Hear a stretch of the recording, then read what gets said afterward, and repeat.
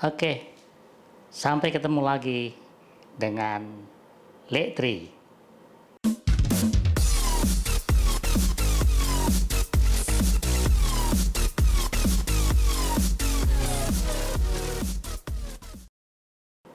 Oke, sekarang saya akan bercerita mengenai evolusi kepemimpinan. Yang disebut evolusi adalah sebuah proses panjang dari zaman dulu sampai sekarang. Kita mulai dari zaman kira-kira 100.000 tahun yang lalu, di mana manusia itu hanya hidup dengan kemampuan indranya saja, di mana manusia itu hanya bisa survive hanya dengan kemampuan dirinya sendiri. Maka kepemimpinan yang muncul pada era itu adalah kepemimpinan seperti seorang ayah.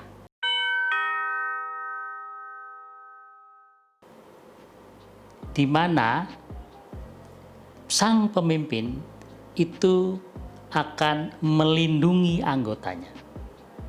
Sang pemimpin itu akan mengamankan anggotanya.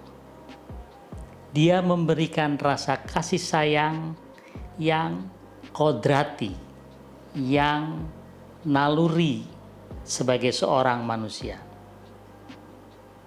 Itu yang terjadi pada konsep kelompok dan pemimpinnya pada kira-kira 100.000 tahun yang lalu.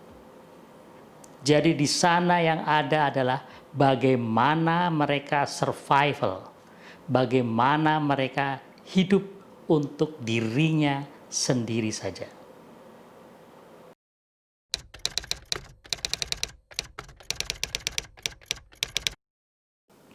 Pada waktu itu, di mana orang itu bisanya hanya survival, maka dia tuh membutuhkan perlindungan.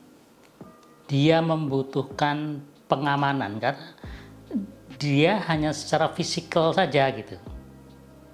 Dia butuh perlindungan. Nah, muncullah karakter dari seorang pemimpin yang seperti seorang bapak. Seorang bapak itu, like a father, itu adalah dia mengamankan, melindungi anggota keluarganya misalnya. Dan itu memang kasih sayang yang memang alamiah.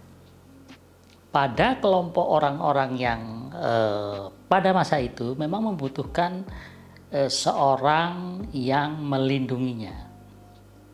Sehingga karakter kepemimpinan pada waktu itu yang diharapkan dan yang muncul, yang dibutuhkan adalah karakter seorang bapak atau like a father.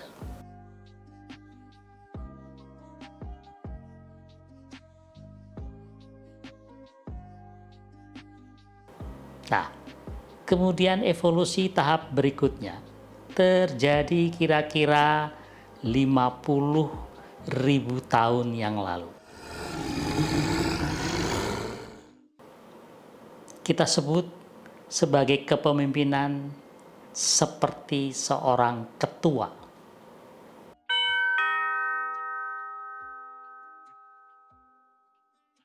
Jadi kalau kita sebut ketua misalnya, itu sebetulnya kita menggambarkan konsep 50.000 tahun yang lalu. Apa yang terjadi? Pada saat itu manusia mulai membentuk kelompok.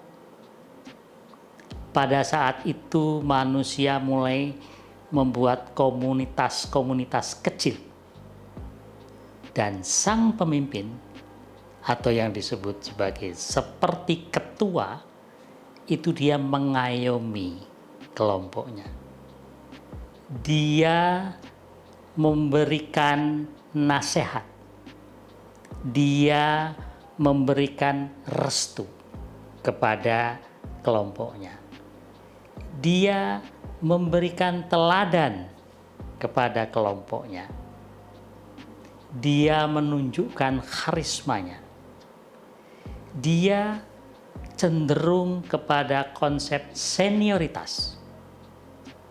Dan dia menunjukkan kearifan. Jadi, Kalau sebuah organisasi pada saat ini masih bersikap senioritas, sebetulnya itu menggambarkan karakter kepemimpinan 50.000 tahun yang lalu.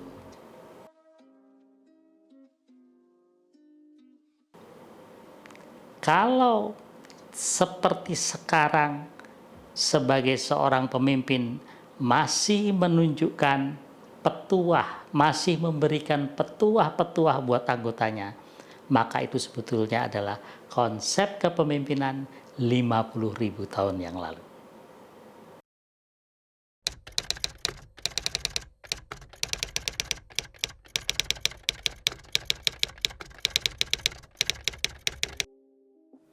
Like a chief.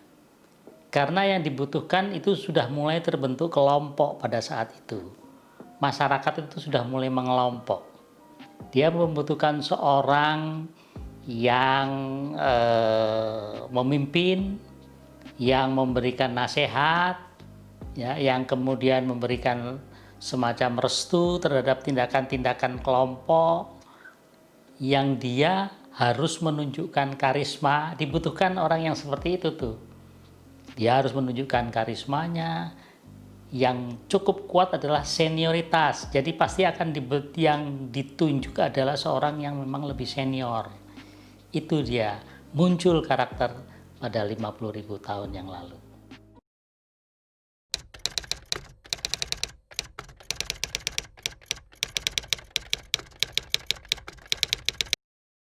Tidak jelek. Dan itu bukan salah atau benar, tapi karakter yang muncul yang dibutuhkan pada kelompok-kelompok masyarakat pada masa itu.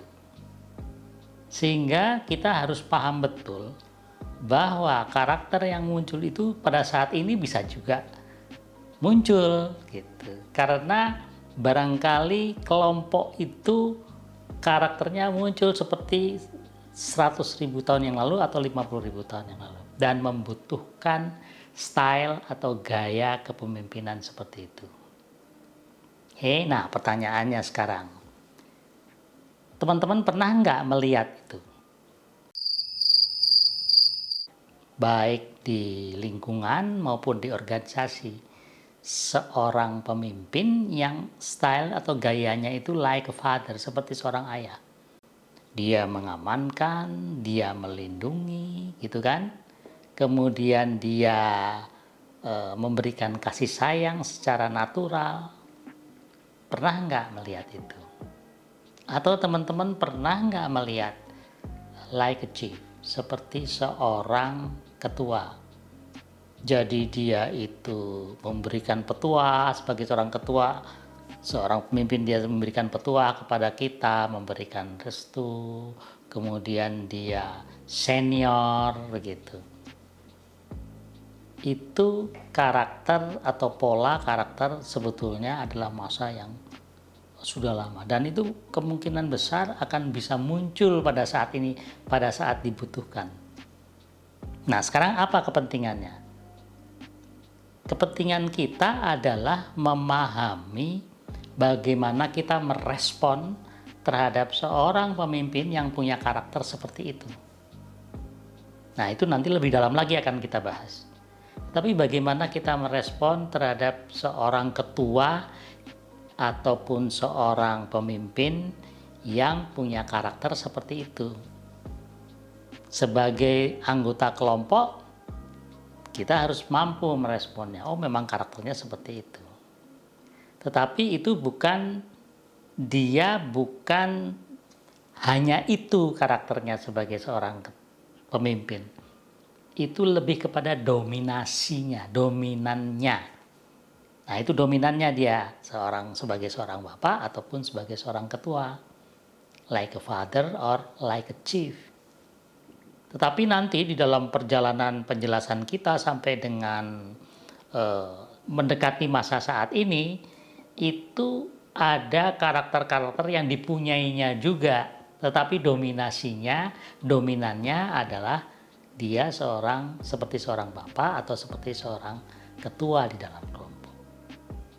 Jadi pada saat tertentu pada titik tertentu itu mungkin dibutuhkan karakter seperti itu. Tetapi kita tahu karakter itu mungkin miliknya. Dan kita hanya tahu bahwa oh ternyata ada karakter seorang pemimpin seperti ini. Nah, bagaimana kita bersikap terhadap itu mungkin nanti akan ada penjelasan lebih dalam. Kita akan diskusikan lebih dalam lagi. Bagaimana kita bersikap terhadap seorang pemimpin yang punya karakter seperti itu. Bagaimana kita merespon terhadap seorang pemimpin yang punya karakter itu. Bahkan kalau dilingkan dengan semacam dunia bisnis, bagaimana kita menawarkan sesuatu terhadap seseorang, sebutlah dia seorang direktur atau pimpinan dari organisasi atau perusahaan swasta yang punya karakter seperti itu. Nah, pemahaman kita memahami karakter adalah bagaimana kita merespon agar dia nyaman, agar relationship kita dengan sang direktur itu bisa nyaman karena dia punya karakter seperti itu. Itulah maksudnya pemahaman kita terhadap karakter dari seseorang. Nah, itu nanti akan kita bahas.